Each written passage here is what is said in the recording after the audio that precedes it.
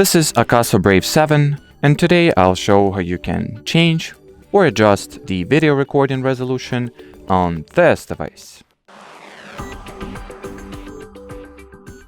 So at the start, take your action camera and, enable the video shooting mode. Now, if you do not have the controls on your screen, tap on it once. Once the controls appear, swipe upwards from the bottom part of your display and then tap at the resolution.